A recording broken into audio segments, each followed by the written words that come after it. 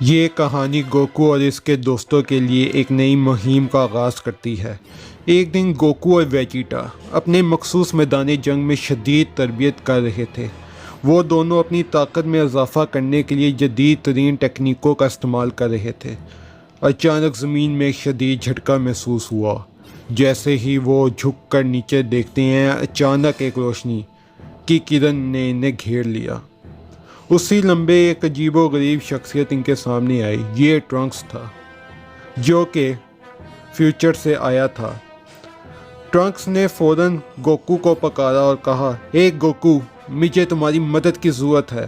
مستقبل میں ایک خطرناک دشمن پیدا ہو چکا ہے اور مجھے یقین ہے کہ تم ہی اسے روک سکتے ہو۔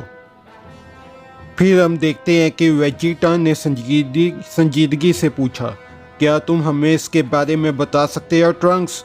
اس کے چہرے پر فقط کی لہر دکھائی دے رہی تھی۔ اس کا نام ڈارک زینو ہے۔ یہ ایک طاقتور مخلوق ہے جو مختلف ڈائمینشنز میں سفر کرتا ہے اور جہاں بھی جاتا ہے وہاں تباہی مچاتا ہے۔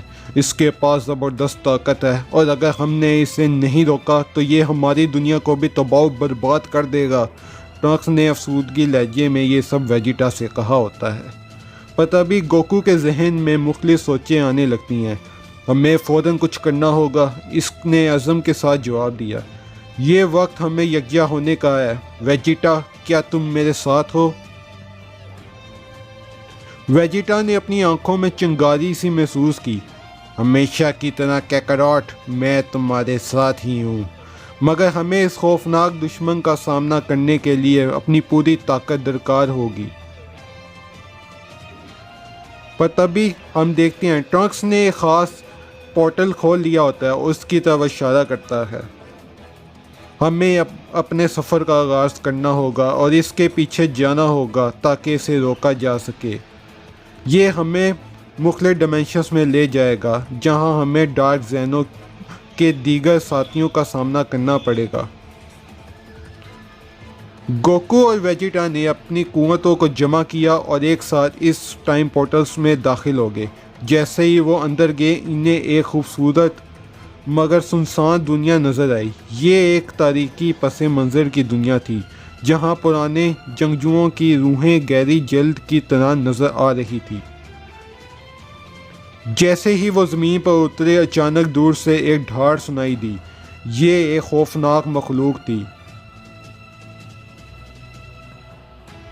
بیلمون، جو ڈارک زینو کی طوفانی دنیا کی طرفداری کر رہا تھا۔ اس کے پاس ویران کن طاقت تھی اور وہ گوکو اور ویجیٹا کی طرف بڑھ رہا تھا۔ تم یہاں کیا کر رہے ہو؟ بیلمون نے گرجتے ہوئے پوچھا۔ یہاں آنے کی تمہاری جرأت کیسے ہوئی؟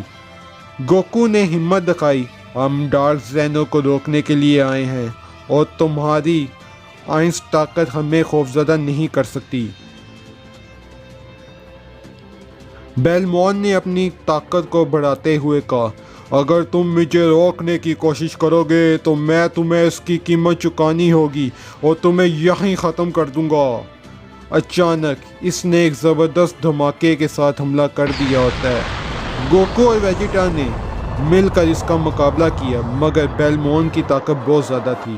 جیسے ہی صورتحال بڑھتی گئی، ویجیٹا نے اچانک ایک چالاکی دکھائی اور بیلمون کا دھیان بٹاتے ہوئے گوکو کو موقع دیا کہ وہ اپنی طاقت کو جھکا سکے۔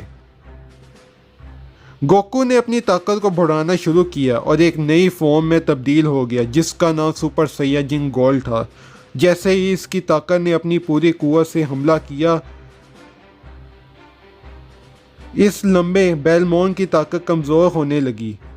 تمہیں یہ بے وقوفی بہت مہنگی پڑے گی، اس نے چیخ کر کہا۔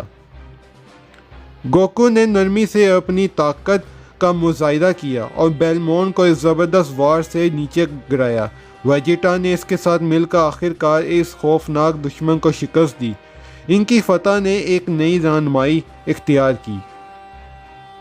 ہم نے پہلی جنگ جیت لی، مگر یہ ہماری محنت کا صرف آغاز ہے، گوکو نے کہا۔ ٹرنکس نے ان کی طرف دیکھتے ہوئے آواز دی، اس وقت ہماری ملاقات ہونا قسمت کی بات ہے، مگر ہمارے راستے میں اور بھی چیلنجز آئیں گے۔